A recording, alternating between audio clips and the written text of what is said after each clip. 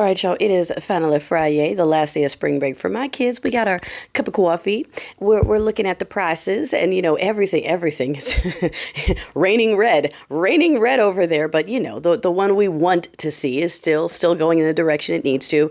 I heard yet another one of their early investors is calling for Sugar Daddy Doodoo to go ahead and step down, like that's going to save anything. They screwed themselves. No, you have aligned yourself with schmaziism. You're not going to be able to get that off, even if he leaves. You're not going to be able to get that stench away.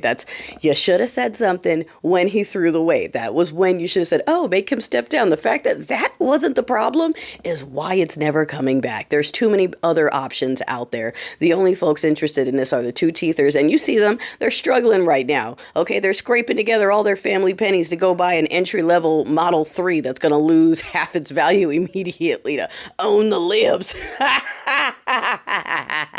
I just got into debt to own the libs. Like, yes.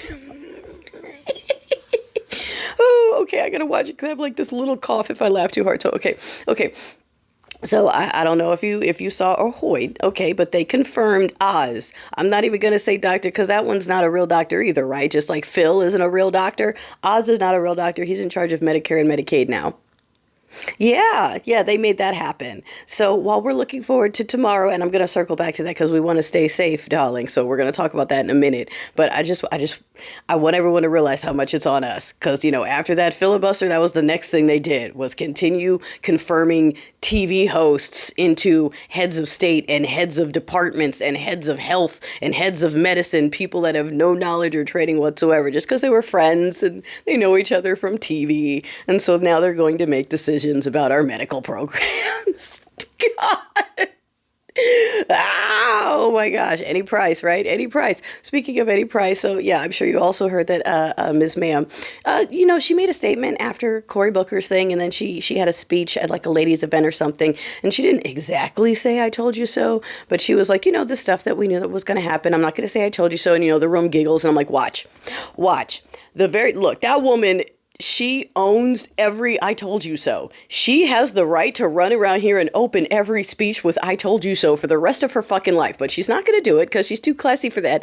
And watch, the very same asshats who are on here going, and where is she? Where's the woman we insulted and called nasty and called names for months? She needs to come out here and save us from ourselves after we told you all to shut up and go away because you don't know what you're talking about. Those people, today they're going to be upset at what she said because, we can never, it doesn't matter what we do or say, our existence is enough to bother them. So the very same people that are like, where is she? Are now going to be like, how dare she say that? How nasty of her. How unclassy. I told you so? Really? Right now? Really? When we all need to come together? How divisive. The Dems are just so violent and so divisive. Like, it's always them. It's always them. And I don't know about y'all, but I'm so tired of it. I don't know about y'all, but I'm tired of them projecting their behavior onto us and repeating it in their news stations and in their propaganda and in their social media channels. You just see, well, yeah, it's all them. It's all the blacks. It's all look at these violent Dems not buying Tesla. Okay. Meanwhile, it'll be followed by a video of a red hatter plowing through peaceful protesters, running people over, and the caption will be, yeah, these Dems need to get out of the way. They should have been blocking the street. I'm sorry. Why? You just called the people you ran over violent Dems, and then you ran over them while they were just crossing the street holding signs. Like, everything is projection with them, and I'm over it. I'm tired of being blamed for who they are and what they do. I don't know about you, but I'm done with that. So yeah, let's talk about tomorrow. Because, darling, I do believe they're going to let it go dark a little bit, especially if it doesn't go their way. They want chaos, and we are not bringing the chaos. So be careful because they are going to have chaos agents undercover, what's floating around. So you know the drill. Look at the boots. Look for outlines of things that are showing from under their clothes. They go out with all the vests and everything. They're scaredy cats. Okay. They're going to be carrying.